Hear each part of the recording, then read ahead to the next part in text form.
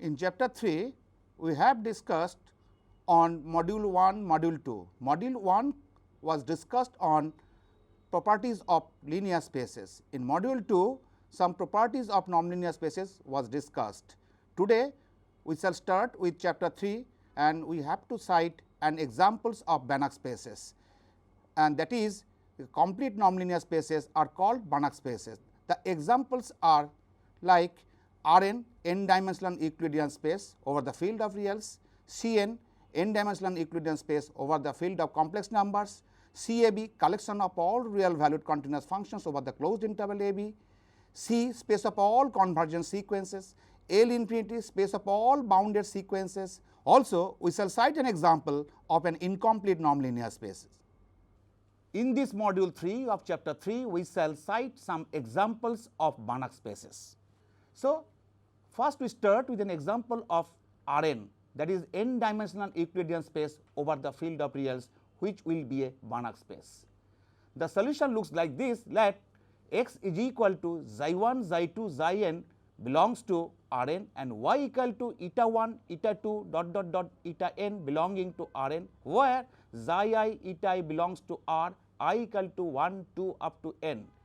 Clearly, R n is a linear space with respect to the following compositions, that is x plus y is equal to xi 1 plus eta 1, comma xi 2 plus eta 2 dot dot dot dot xi n plus eta n, and alpha x is equal to alpha xi 1, comma alpha xi 2 dot dot dot alpha xi n, where alpha is a real scalar.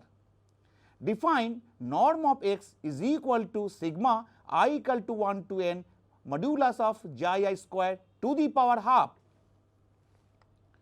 Clearly, norm x is always greater or equals to 0. Now, norm of x is equal to 0 if and only if sigma I equal to n modulus of xi I square is equal to 0 implies xi I equal to 0 for I equal to 1, 2 up to n. So, x is equal to 0, 0, 0, that is equal to 0 vector, called the null vector of R n. Again, if x is equal to 0, 0, 0, that is equal to 0 vector, then norm of x is equal to 0. Thus, norm of x is equal to 0 if and only if x equal to 0. So, the first norm axiom, that is n1 axiom, holds. Now, norm alpha x is equal to sigma I equal to 1 to n modulus of alpha xi I square to the power half is equal to mod of alpha sigma I equal to n modulus of xi I square to the power half is equal to mod alpha norm x. So, second norm axiom, that is n2 axiom, holds. Now, norm x plus y is equal to sigma I equal to n modulus of xi I plus eta I square whole to the power half is always less or equals to sigma I equal to 1 to n modulus of xi I square to the power half plus sigma I equal to n modulus of eta I square to the power half. This follows by Minkowski inequality for sums, which is equal to norm x plus norm y. Hence, third norm axiom, that is n3 axiom, holds. So, all the norm axioms n1 to n3 are satisfied on Rn. Hence, Rn is a nonlinear space. Define a metric d Rn cross Rn 2R by dxy is equal to sigma I equal to n modulus of xi I minus eta I square whole to the power half. Then it is easy to verify that D is a metric on Rn and Rn is complete with respect to the metric D. So, Rn is a Banach space. So, we take a note that is a particular example, that is the space of real numbers capital R is a Banach space with respect to norm x is equal to modulus of x, where x is taken from R. So, we take another example, that is Cn, which is equal to n-dimensional Euclidean space over the field of complex numbers. Then Cn is a linear space with respect to the following compositions. If Z1 is equal to xi 1, xi 2 dot dot dot xi n belonging to Cn, where xi I belongs to C, that is the field of complex numbers, and Z2 is equal to eta 1, eta 2 dot dot dot eta n belonging to Cn, where eta is taken from C, then Z1 plus Z2 is equal to xi 1 plus eta 1, comma xi 2 plus eta 2, comma dot dot dot dot xi n plus eta n, and for a scalar alpha taken from complex number C, alpha z1, there is product of a vector by an element scalar alpha which is equal to alpha xi1 comma alpha xi2 dot dot dot dot alpha xin. Define norm of z1 is equal to I equal to 1 to n modulus of xi minus eta square to the power half, and d is a function from Cn cross Cn to R by d z1 z2 is equal to sigma I equal to 1 to n modulus of xi minus eta square to the power half. With respect to this, we can see that all the metric axioms are satisfied on Cn and all the norm axioms are satisfied on Cn. So, Cn is a complete with respect to a metric defined by the equation number 3. So, Cn is a Banach space.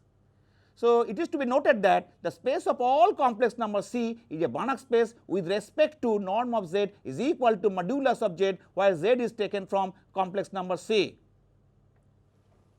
We take another example, that is LP, where P is greater or equals to 1, the set of all sequences of members X is equal to xi1 xi2 dot dot dot dot xin dot dot dot dot, where xi's are scalars belonging to the field of scalars capital F, such that sigma I equal to 1 to infinity modulus of xi to the power p is convergent. And let y is equal to eta 1 comma eta 2 dot dot dot eta n comma dot dot dot dot belonging to LP. Define sum of the two elements by x plus y, which is equal to xi1 plus eta 1 comma xi2 plus eta 2 comma dot dot dot dot xin plus eta n comma dot dot dot dot, and alpha x is equal to alpha xi1 comma alpha xi2 comma dot dot dot dot comma alpha xin, where alpha is taken from the field capital F. With respect to the above compositions, there is addition of vectors and scalar multiplication of a vector. LP is a linear space. Define norm of x is equal to sigma I equal to 1 to infinity modulus of xi to the power p whole to the power 1 by p. Clearly, norm of x is always greater or equals to 0. Now, norm of x is equal to 0 implies sigma I equal to 1 to infinity modulus of xi to the power p is equal to 0. That implies xi is equal to 0 for all I. So, x is equal to 0 vector, where 0 vector is equal to 0 0 0 comma 0. Call the null vector or 0 vector of LP. Sometimes the 0 vector of LP is denoted by theta. If x is equal to 0 0 0 0, then norm of x is equal to 0. Thus, norm of x is equal to 0 if and only if x equal to 0 vector. So, norm axiom 1, that is N1 axiom holds.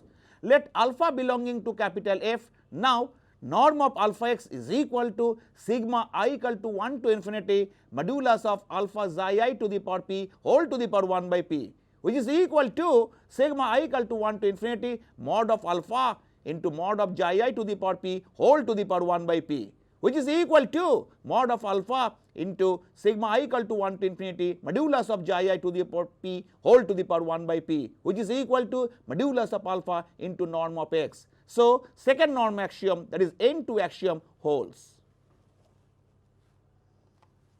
Now, norm of x plus y is equal to sigma I equal to 1 to infinity modulus of xi plus eta to the power p whole to the power 1 by p is less or equals to sigma I equal to 1 to infinity modulus of xi to the power p whole to the power 1 by p plus sigma I equal to 1 to infinity modulus of eta to the power p whole to the power 1 by p, and this follows by Minkowski inequality for sums, and that is equal to norm of x plus norm of y. So, third norm axiom, that is N3 axiom, holds. Now, norm of x minus y is equal to sigma I equal to 1 to infinity modulus of xi minus eta to the power p whole to the power 1 by p. So, define a metric d LP cross LP to R by dxy is equal to norm of x minus y, where x y belonging to LP. So, then it is easy to verify that D is a metric on LP. We shall now show that LP is complete. Let x n is equal to xi1 n comma xi2 n comma dot dot dot dot xk n belonging to LP be a Cauchy sequence in LP. So, norm of xn minus xm tends to 0 as n comma m tends to infinity, that is dxn comma xm tends to 0 as n comma m tends to infinity. Let epsilon greater than 0 be arbitrary. So, there exists a positive integer capital N such that sigma I equal to 1 to infinity modulus of ji I n minus ji I m to the power p whole to the power 1 by p is less than epsilon whenever n comma m is greater or equals to n. This implies sigma I equal to 1 to infinity modulus of ji I n minus ji I m to the power p less than epsilon to the power p whenever n comma m is greater or equals to capital N. So, for each I, modulus of ji I n minus ji I m to the power p is less than epsilon to the power p whenever n comma m is greater or equals to n. So, ji I n is a Cauchy sequence of scalars. As field of scalars is complete, for each I, let limit n tends to infinity ji I n is equal to ji I say which belongs to capital F. Let x is equal to xi 1 xi 2 xi k . Letting m tends to infinity, in the earlier equation 6 we have sigma I equal to 1 to infinity modulus of ji I n minus ji I to the power p less than epsilon to the power p whenever n is greater or equals to capital N. That is dxn comma x tends to 0 as n tends to infinity. So, xn converges to x as n tends to infinity. Now, sigma I equal to 1 to infinity modulus of ji I to the power p whole to the power 1 by p is less or equals to sigma I equal to 1 to infinity modulus of ji I n minus ji I to the power p whole to the power 1 by p plus sigma I equal to 1 to infinity modulus of ji I n to the power p whole to the power 1 by p, and this follows by Minkowski inequality for sums, and which is strictly less than plus sigma I equal to 1 to infinity modulus of ji I n to the power p whole to the power 1 by p whenever n is greater or equals to capital N. As epsilon greater than 0 is arbitrary, and since sigma I equal to 1 to infinity modulus of ji I n to the power p whole to the power 1 by p is convergent, sigma I equal to 1 to infinity mod of xi I to the power p whole to the power 1 by p is convergent. So, it follows that x belonging to LP. Consequently, LP is a complete metric space with respect to a metric D defined above, and hence LP is a Banach space, that is a complete nonlinear space. So, we take another example. Let capital X be the space consisting of all elements x is equal to xi 1 xi 2 xi n, where xi I are taken from F with xi n converges to xi as n tends to infinity and xi is taken from F. It is easy to verify that X is a linear space with respect to usual vector addition and scalar multiplication of a vector in X. For an element x belonging to X, define norm of X is equal to sup of modulus of ji I, and sup is taken over I.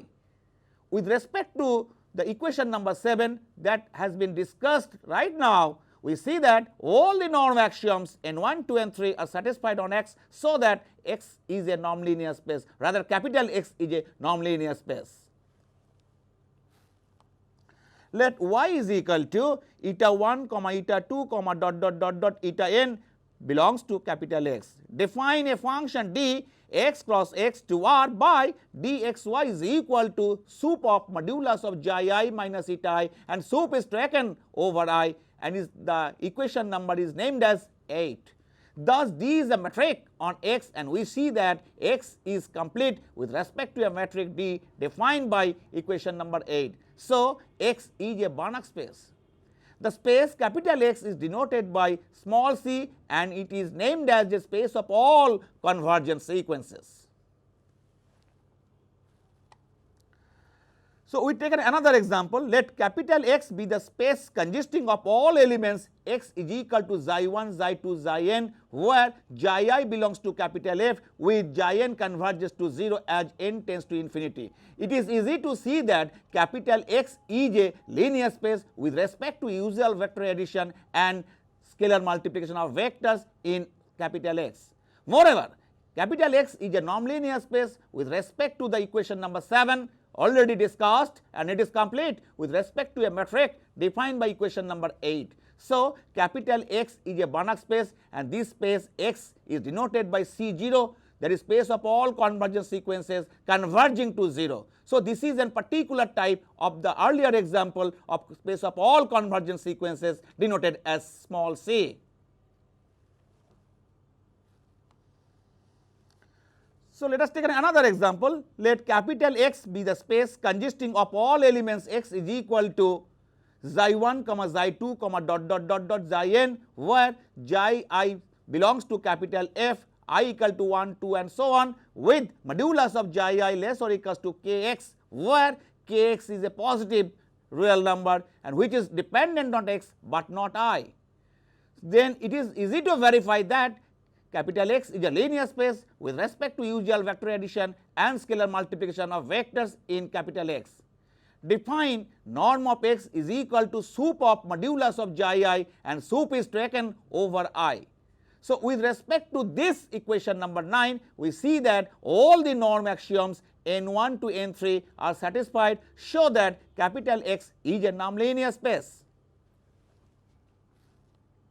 Let y is equal to eta 1, eta 2 eta n belonging to capital X. Define a function d colon x cross x to r by dxy is equal to sup of modulus of xi I minus eta I and sup is taken over I. Clearly, d is the metric on x. It is easy to verify that x is a complete metric space with respect to a metric d defined above, and hence capital X is a Banach space. The space capital X is denoted by L infinity and we call it a space of all bounded sequences. So, right now what we have seen that is the space of all convergent sequences is a subset of L infinity, because every convergent sequence is bounded. Now, let us take another example, that is the space CAB of all real valued continuous function over the closed interval AB is a Banach space with respect to this norm, that is called sup norm, and defined by norm of f is equal to sup of modulus of ft, where t is taken from closed interval a to b and f belongs to CAB. Clearly, CAB is a linear space with respect to the following compositions, that is f plus gt is equal to ft plus gt, f comma g belongs to CAB and t belongs to closed interval AB, and lambda ft is equal to lambda into ft, where f belongs to CAB, t belongs to AB and lambda belongs to R. With respect to the earlier equation number, we see that all the norm axioms n1 to n3 are satisfied, show that CAB is a nonlinear space. Define a function d CAB cross CAB to R by d of fg is equal to norm of f minus g, where f comma g are taken from CAB. Then d is a metric on CAB. It is also easy to verify that CAB is complete with respect to a metric d, hence CAB is a Banach space.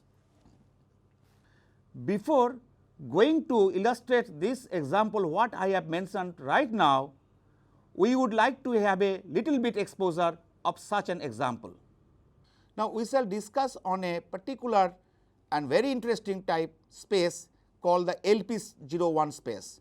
That LP01 space is the collection of all real valued measurable functions over the closed interval 0 1 such that integration 0 to 1 modulus of xt whole to the power p dt less than plus infinity, and the integral is taken in the Lebesgue sense.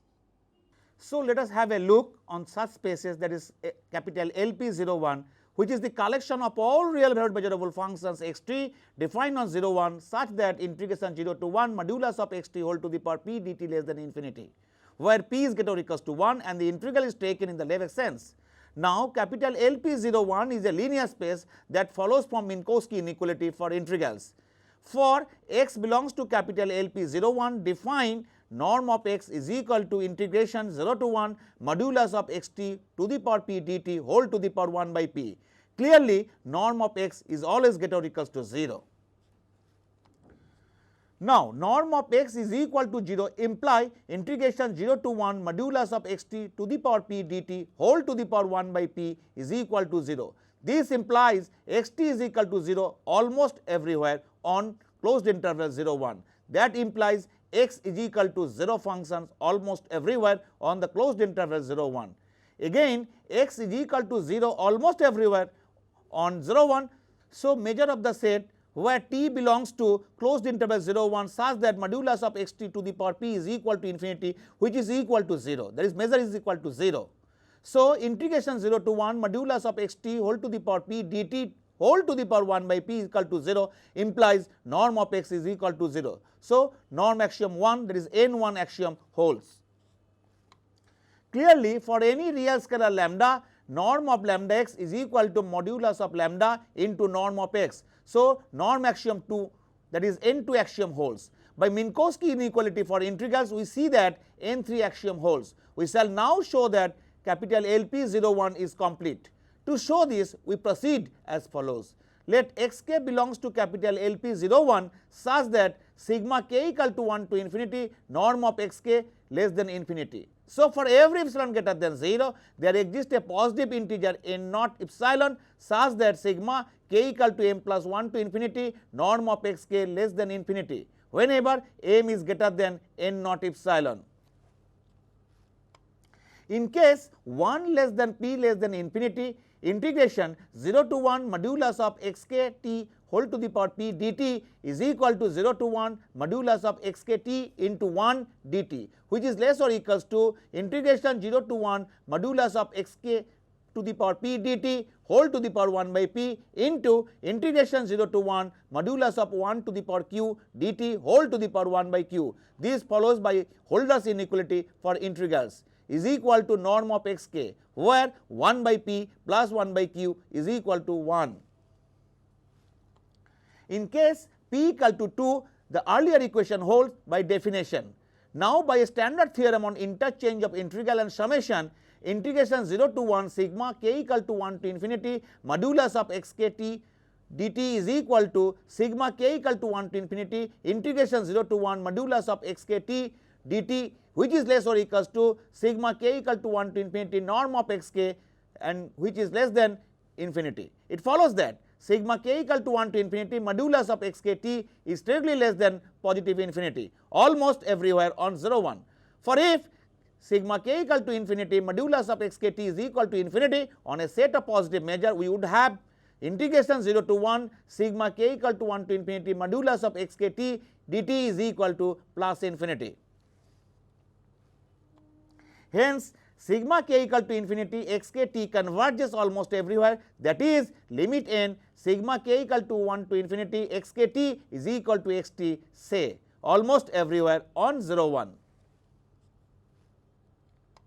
Now, take m greater than n naught epsilon, then we calculate norm of x minus k equal to 1 to infinity xk to the power p. See, norm of x minus sigma k equal to 1 to infinity xk to the power p is equal to integration 0 to 1 mod xt minus sigma k equal to 1 to infinity xk t to the power p dt is equal to integration 0 to 1 limit of n modulus of sigma k equal to 1 to n xk t minus sigma k equal to 1 to infinity xk t to the power p dt, which is less or equals to limit infimum over n integration 0 to 1 modulus of sigma k equal to m plus 1 to n xk t to the power p dt, and this follows by Fatou's lemma.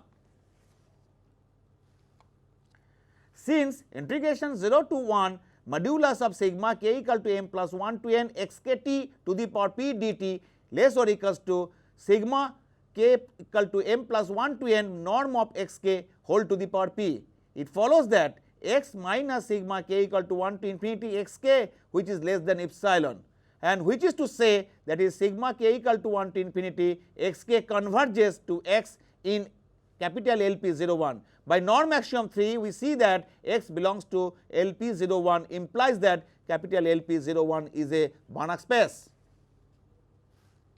Let us take another example which is a metric space but not a nonlinear space. Let capital X be a space of reals, define a discrete metric D on X, then capital XD is a metric space without being a nonlinear space. Now, we shall take another example which is not a nonlinear space but a metric space. Let capital X denote the set of all sequences of real numbers not necessarily convergent nor even bounded.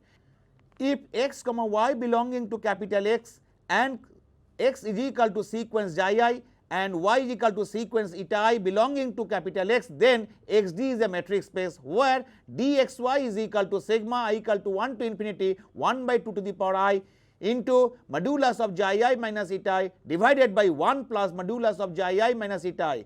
But X is not a nonlinear space, this space is designated as small s.